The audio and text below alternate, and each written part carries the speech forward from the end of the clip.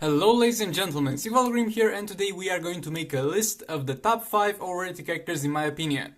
Now before we get into the video, Alter Gaming also made something like this, like the exact same video basically with top 10 overrated characters. And before we get into my video, I'm going to talk about his picks and tell you my opinion on it. First of all, we got Black Adam.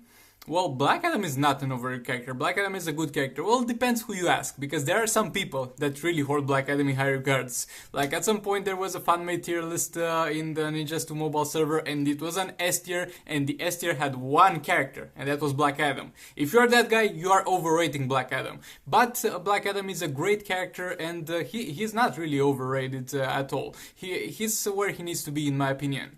Then he talks about Reverse the Flash. I don't think Reverse the Flash is yet again an overrated character, because if you think about it, he is the most useful combo builder in the entire game, because he's not the best. Hear me out. He's not the best. We have Multiverse the Flash, who's at least as good as him, but Multiverse the Flash is going to go with the Multiverse team. We have Just Like the Flash, who's a far better combo builder, but at the end of the day, he is going to go as a support character for less of the Joker. And we have Batman Jaguar Lagrod, but you can use Batman Jaguar Lagrod as a combo builder only if you are going to not use Batman Jet team in the same raids. So getting all of them out of the way, Reverse the Flash is going to be the only combo builder that's going to be always available for you, and he's going to have 3 fast attack hits. He's going to steal 4 from the enemy. So yeah, he's great, and I haven't seen anybody hold him in high such regards to call him overrated. Maybe I should have defined the term overrated before I got into this, but I'll get into after that. Then we have Silver Batman. Yeah, you could argue for that, though. At the same time, people realize that Silver Batman is not going to be the best character in the game, but he is pretty good, and at the same time your video is a little bit old, so you might not have considered some things back when you made it.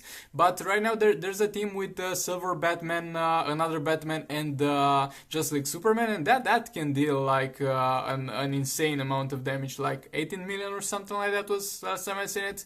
But anyway, to some extent people overrate Silver Batman, I can agree with that. Greed, yes, I stand behind that, though I haven't really seen people hold Greed in such high regards, but at the same time, yes, he does not do as much as some people might think. I used to overrate him myself in the past. He's a good counter to the Just League team, and that's pretty much it. I totally agree with Greed. And Armor Superman, I agree, people overrate him, but at the end of the day, he's a decent character, and he's overrated for good reason, because everybody gets him. So yeah, this was it for the Alter Gaming's list. Now let's get into my list. And before we get into that, let's talk about what overrated means. It means that a large majority of people thinks much higher of that character than that character objectively deserves.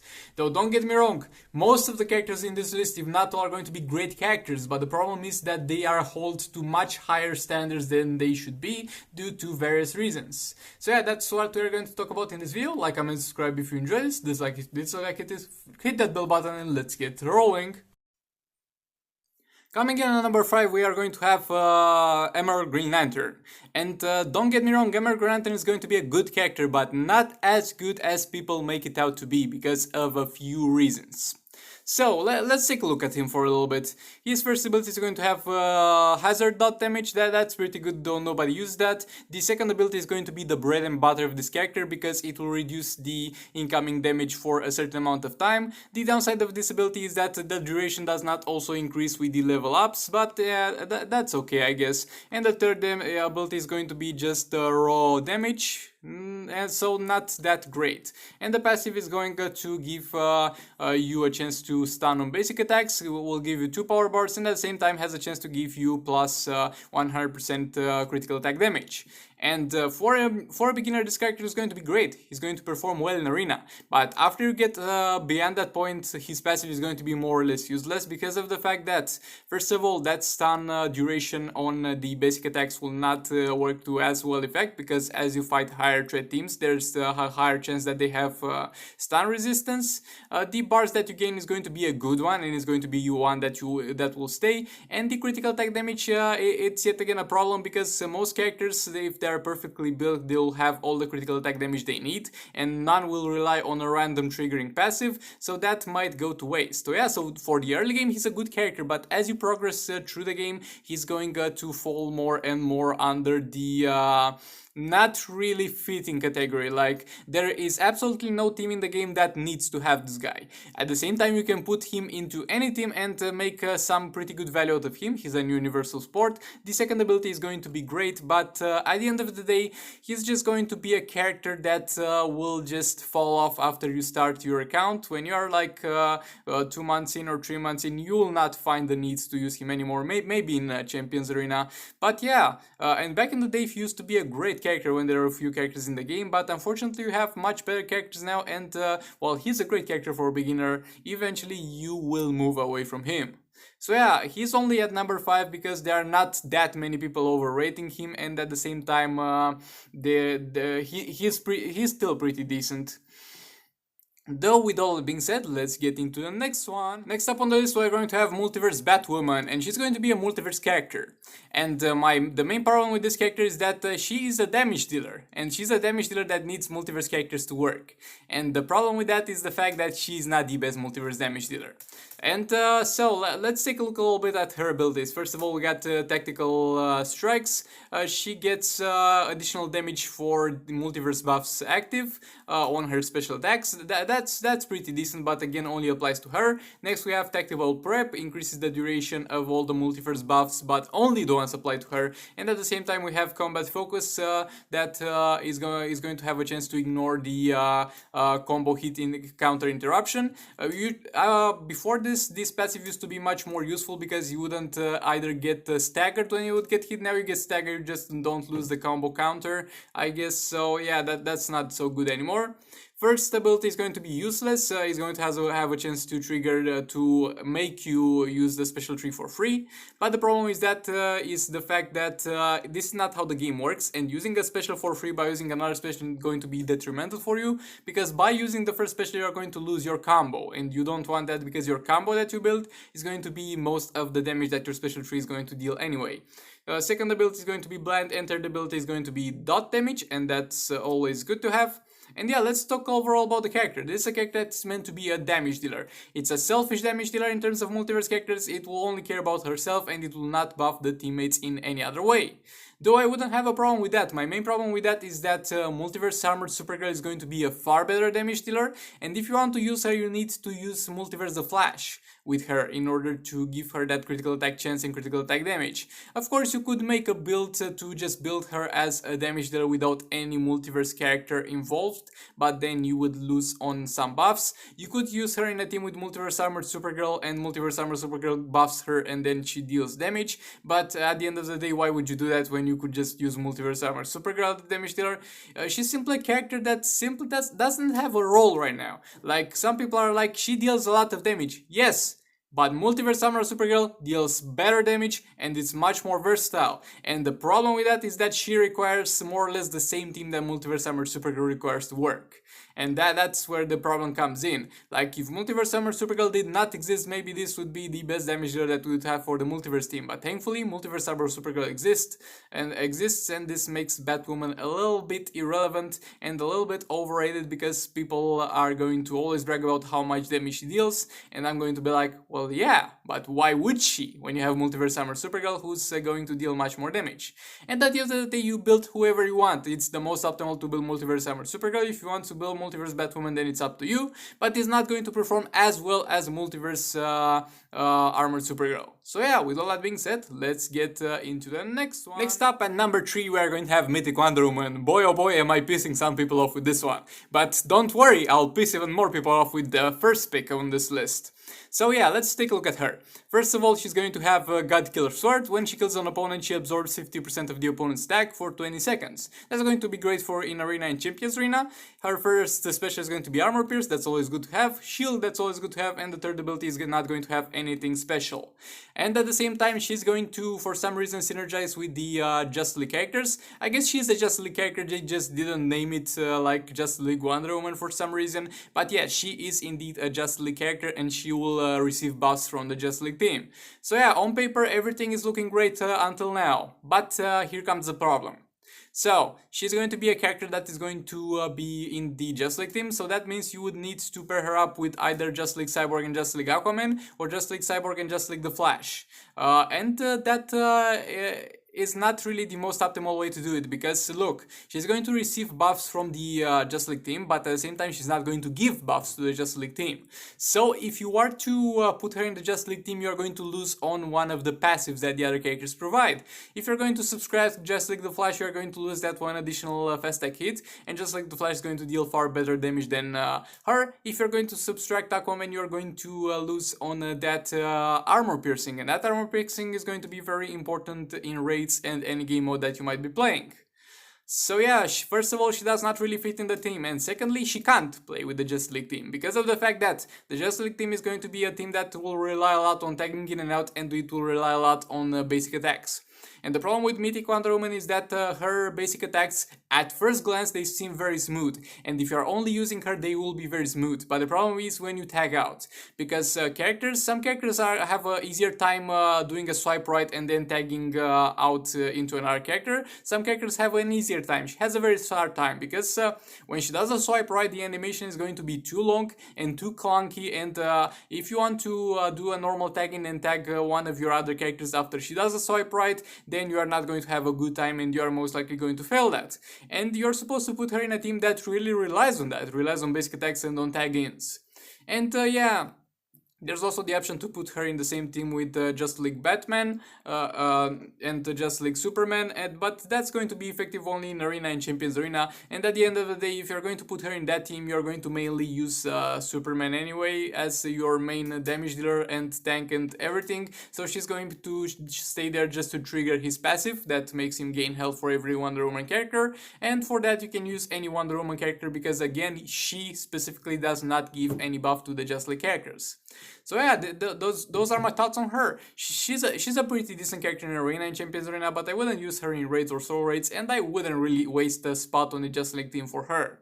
So yeah, this was it for the number 3 overrated character. Let's get into the number 2. Coming in at number 2, we're going to have Sub-Zero. And yeah, this is your fault, Cartus Gaming, if you're looking at this. Look. Let me explain this. So Cartus Gaming did some videos that got very viral with him beating teams that are above 1 million threat with a very low threat Sub-Zero, and there's a little bit of a problem with that. First of all, he knows what he's doing. He's a very great player at the game and he knows what he's doing. If you see him doing that, it does not mean that you'll be able to do that yourself. Because how he does it is that he uses the passive that clones the opponent, giving him 90% of the opponent's attack and 30% of the opponent's health. And that way he's able to beat very high threat teams with just a lonely Sub-Zero sometimes. And that's great, and don't get me wrong, it's great content, it's great gameplay, but if you watch that, you're most likely not going to do it, or most likely not going to need to do it. And let me explain why. First of all, in order to make this effective, you'll need to have a 5-star Sub-Zero, because you'll need to have a max level passive. Because if you do this with a passive that is at lower levels, simply the character that you will clone will not be strong enough in order for you to be able to use him at high enough efficiency. At the same time, by the time you get his passive to all the way to level 5, you'll not need to use him anymore. Like, he would be a character, why would you build him? Like, for cheesing arena points. But until you get the arena credits to get him all the way to 5 stars, you're most likely going to have enough teams that you don't need to worry about getting more arena points, you don't need about not having sufficient teams, you don't need to worry about not beating high threat teams. So at that point, you would build him for this purpose specifically, but by the way, by the time you make him get to the point where he's able to do that, you will most likely not need to do that anymore. And at the same time, he's got a freeze, you can also spam the freeze until the end of the fight and win a fight that way, but this is going to increase the freeze duration with a level up. So yeah, by the time you get him to level 60 and get this ability to level 60, yet again, you will not need to do that because you'll have other teams and other stuff. So yeah, if you're a new player, I wouldn't suggest you prioritize him from the arena store, even though you have seen some very cool stuff on the YouTube, because the people that do that on YouTube, first of all, know how to play the game much better than you because they've been playing the game for a much longer time, and at the same time they do it for fun, they don't do it because it's the most optimal thing. So while Sub-Zero is a very fun character to play, he's definitely one of the most overrated characters in Just 2 Mobile, and getting him from the arena store will not guarantee you that Elite 4. So with all that being said, let's get into the number 1. So yeah, coming in at number 1, we're going to have DARKSEID. Are you pissed off already? You can click that dislike button already? Hold on, just let me make my point clear about this, okay? First of all, let's get some things out of the way. I love DARKSEID. He's one of the best characters that I enjoy to play, or even not my favorite, even if not my favorite character in the entire game. I love to play DARKSEID. So yeah, that's out of the way. I've gotten to him to level 70 gears, and he's one of the most enjoyable characters that I have played. And let's get another thing out of the way. He is a very good character, but just not as good as some people make him out to be. So yeah, let's take a look at DARKSEID. He's going to have a passive which is going to make him summon parademons and tell you the stats that they will get, and they will be summoned by this. He summons a parademon. Parademons are a lot of fun. They are going to have their own special attacks. They are going to have the shield and stuff like that. Sacrifice are necessary, are going to increase DARKSEID's attack and health for everything that dies in the battle, like the opponent dies in the battle, attack increase, your teammates die in the battle, attack increase, the parademons die in the battle, attack increase, your grandma dies in the battle, attack increase. The third ability is going to be Apocalypse Bombardment. It will fire at intervals some arcs of damage that will deal that will damage the enemy and knock him up if DARKSEID is tagged out of the battle. First ability is going to be Armor Piercing, second ability is going to be Power Drain, and is able to be chained into an infinite combo without even having the fodder box, and the third ability, we already talked about that. So yeah, so far he looks very good. He's an amazing character for good reason. But my problem with that is that he's not as amazing as people make it out to be. I have seen countless people that go out of their way to spend all their gems to get DARKSEID. I have seen countless people that go out of their way to restart accounts until they get DARKSEID from a hero chest. And this is insane, and this is not worth it, because of the fact that he's one of the best, if not the best characters in Arena and Champions Arena. But in Arena and Champions Arena you can pretty much use anything that's built up and have decent success with it. And when it comes to raids and soul raids, he's not going to be that good. This is the truth. And I have built mine as a damage dealer. I have built him with critical attack chance, critical attack damage, attack, and fast attack chance. He is in the best spot he can be as a damage dealer. Of course, he would be in a better spot if he was 6 stars, but for DARKSEID I have, he's the most optimal in terms of raids. And he does not do much. And we need to face the reality over here, and raids and soul raids are going to be such huge game modes, and he's not going to be used properly, almost not going to be used at any capacity over there. That's why he is the number one on this list, because I have seen countless times people calling him the best legendary character in the game. And I'm sorry to break it down to you, I'm sorry to hurt your feelings. He is not the best legendary character in the game. He is at best the 5th best legendary character in the game. Like, there are some people ahead of him. Batman Jaguar Lagrod, far better. Just League Superman, far better. Manta, far better. Arcanite Batman, far better. Maybe not for the specific purpose of fighting in Champions Arena, but overall better characters. And he is going to be maybe the best of them all at fighting Arena in Champions Arena, and but that's where DARKSEID's journey ends. Like, I even see people on my roster review series where they got randomly DARKSEID and they are investing everything into it, and I'm like, no, just stop. Even if you die DARKSEID, just take him to a place where he can beat everything in Arena and Champions Arena, and that's going to be about level 30 or level 40 gears, and after that focus on your damage dealers and raids, because he's not going to do much for you over there. So yeah, this was all I had to say about DARKSEID, and yet again, I think I can fairly say that he's my favorite character in the entire game, and I really enjoy to play him. He's very cool, he's very great, he's great in Arena and Champions Arena, but he's not as good as people hype him up and as people want him to be. So yeah, with all that being said, thank you very much for watching. Like, comment, subscribe if you enjoyed the video, dislike it if you dislike it, maybe hit that bell button, and I'll see you in the next one.